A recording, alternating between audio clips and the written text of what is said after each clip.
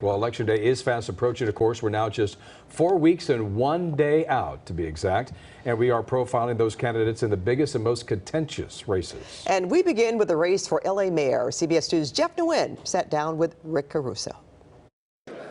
Homelessness, the biggest problem we have in the city right now. LA mayoral candidate Rick Caruso wants to get 30,000 homeless people off the streets within his first 300 days in office. If elected, the billionaire developer says he'll declare a state of emergency to give himself the authority to build homeless shelters. Your critics have accused you of oversimplifying things. If you were mayor, could you get it done? A state of emergency? I take a complicated problem, distill it down into multiple solutions, build the best and the brightest of the team, and work every day and never give up to solve it. So I've done this before.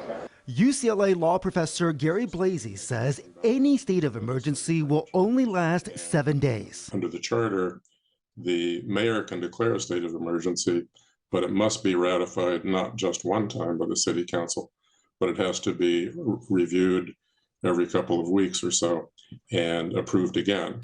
A state of emergency has been declared for the pandemic by the current administration, but legal experts say it's not the same as asking 15 council members to give up their power to make land use decisions. I think we have 15 council members that care about people living and dying on the streets. And we have 15 council members that want to be part of success. There is no world in which that would ever happen. Caruso says the County of Los Angeles has 300 surplus parcels that can be converted into temporary homeless shelters.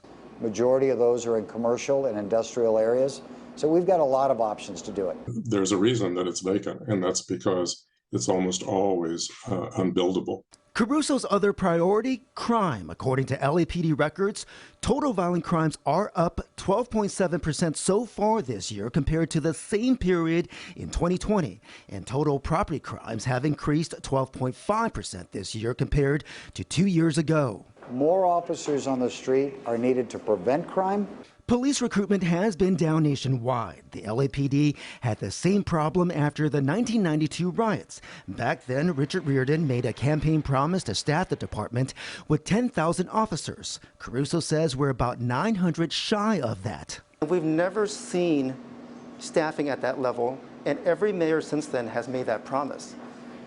Can we ever get there? I can't account for other people making promises and not keeping them. We are the most under-policed large city in America per capita. We've got crime that's out of control. He says police morale and recruitment were hurt following the George Floyd demonstrations. We went through a defunding. The city council and Eric Garcetti voted to defund in 2019. We're impacted by that mightily. We got to have more officers on the street. I think defund the police is an unfortunate moniker for this debate. Zev Yaroslavsky teaches at UCLA after having served as an LA councilman and county supervisor. He points out the LAPD budget, which is the biggest part of the city budget, was increased after 1 year of cuts. That also reflected lower revenues during the start of the pandemic.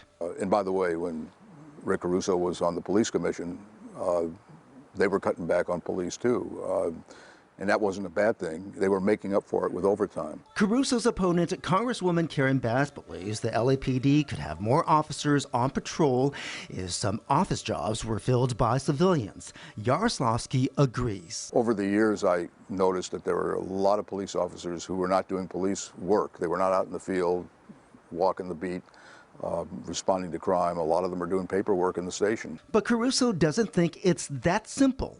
Many of the officers that are behind a desk are behind a desk because there's some injury. He says LAPD recruitment could improve with a change in culture that starts with the mayor's office. Jeff Nguyen, CBS 2 News. And tomorrow, we sit down with Congresswoman Karen Bass.